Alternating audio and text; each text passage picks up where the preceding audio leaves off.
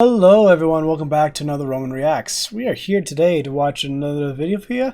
This one is a bit different, so it's actually a speech. And this one's the greatest speech in history, question mark. Alexander the Great, the Opis Mutiny.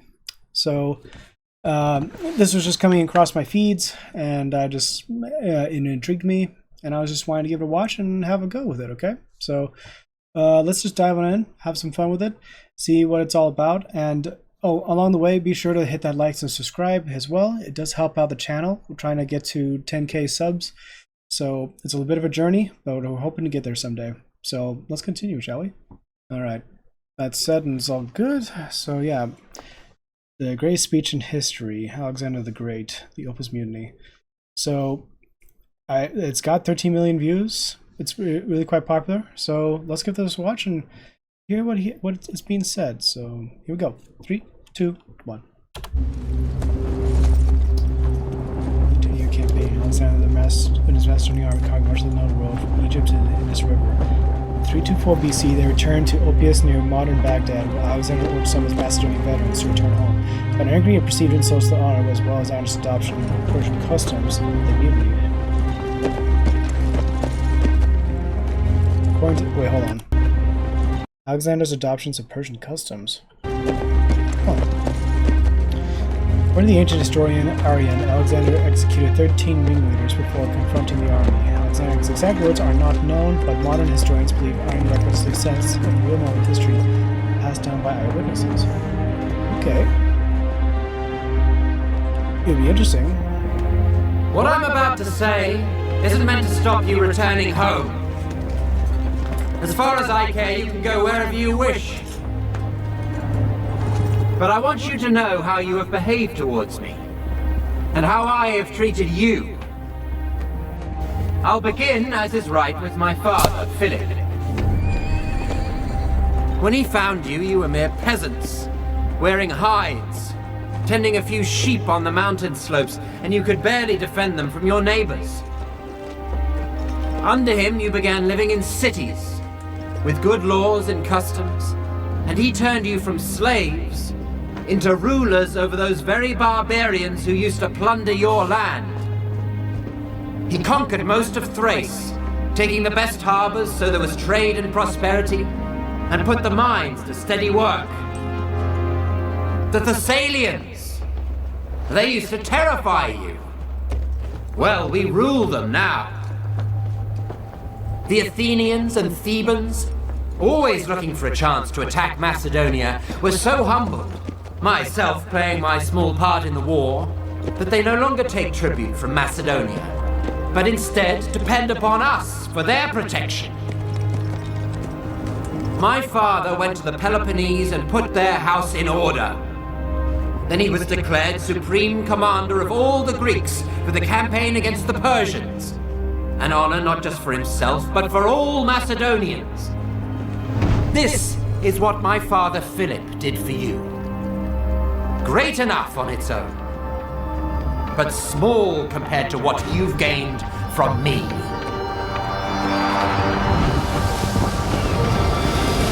I crossed the Hellespont, even though back then the Persians still commanded the sea. I defeated the satraps of the great King Darius, and made you rulers of Ionia, Aeolis, Phrygia, and Lydia, and took Miletus by siege. The rest of the land surrendered willingly, and their wealth became yours.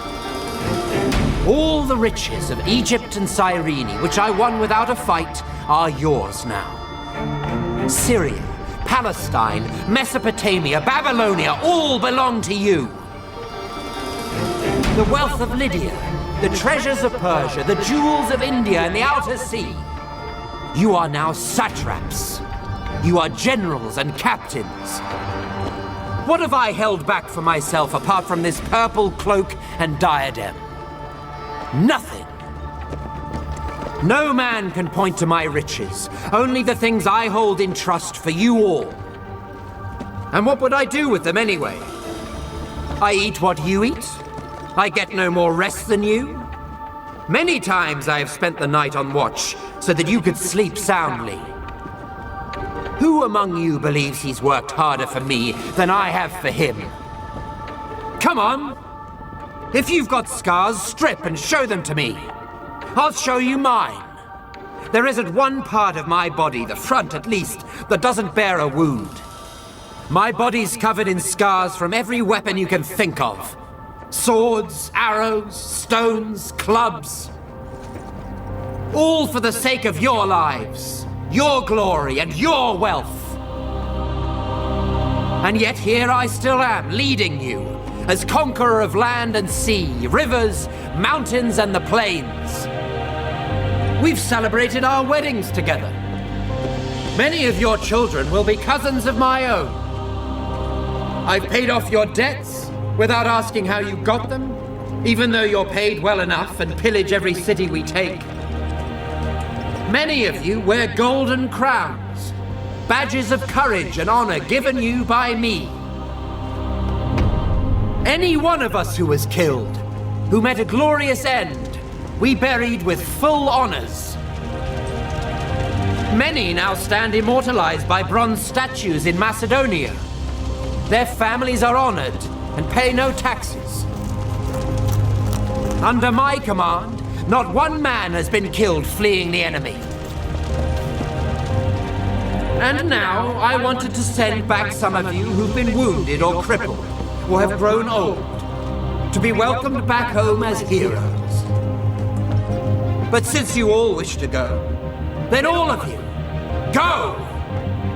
Go home and tell them that your king, Alexander, conqueror of the Persians, Medes, Bactrians, and Scythians, who now rules over the Parthians, Chorasmians, and Hyrcanians as far as the Caspian Sea, who's marched over the mountains of the Hindu Kush, crossed the Oxus and Tanais rivers, even the Indus, first to cross it since Dionysus himself.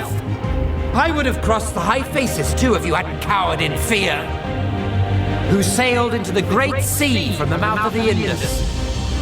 Who crossed the desert of Gedrosia, where no one had ever led an army. Who took Carmenia, while my fleet sailed the Persian Gulf. When you get home, you tell them that when you made it back to Susa, you abandoned him and went home, leaving him under the protection of the foreigners you'd conquered. Perhaps this report of yours will seem glorious in the eyes of men, and worthy in the eyes of the gods. Be gone!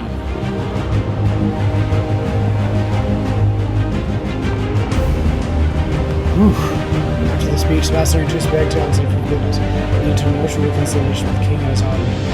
Alexander began to plan further conquests. By Babylon less than a year later, he succumbed to an unknown illness and died. 32 years of age. Thank you to all the Patreon supporters who helped create this video. If you'd like exclusive early access to videos like this, and the chance to vote on future topics, please visit the Epic History TV Patreon page. That is crazy. That was a speech right there. Even though we don't know historically, like, from especially having some eyewitnesses to be able to describe the words that was spoken and just to piece together the script. Some historical figures we know about, and we manage to keep hold of good records of them so that we can learn of what they've done and what they said. But it's just,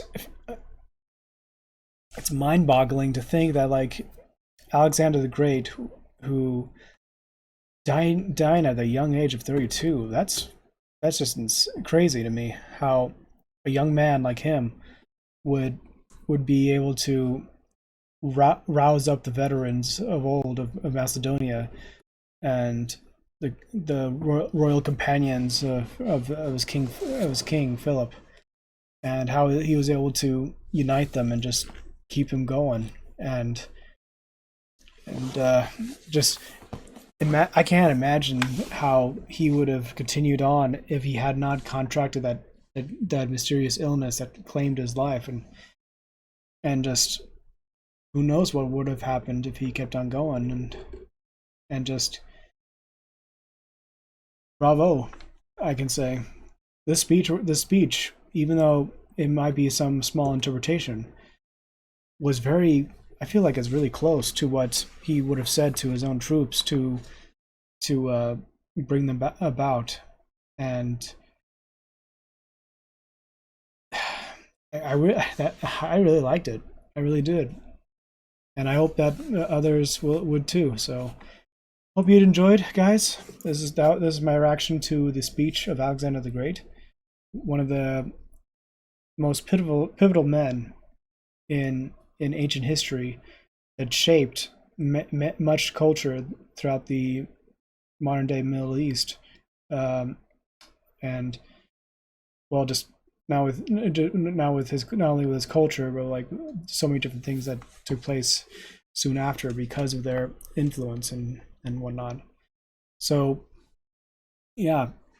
Anyway, that is up from that's everything, guys. Hope you enjoyed. Hope you had a good time. Be sure to leave a like and subscribe, and it does help out a lot if I keep on growing with the subs. So thank you again, guys. As always, I'll catch you in the next one. Romans, salute.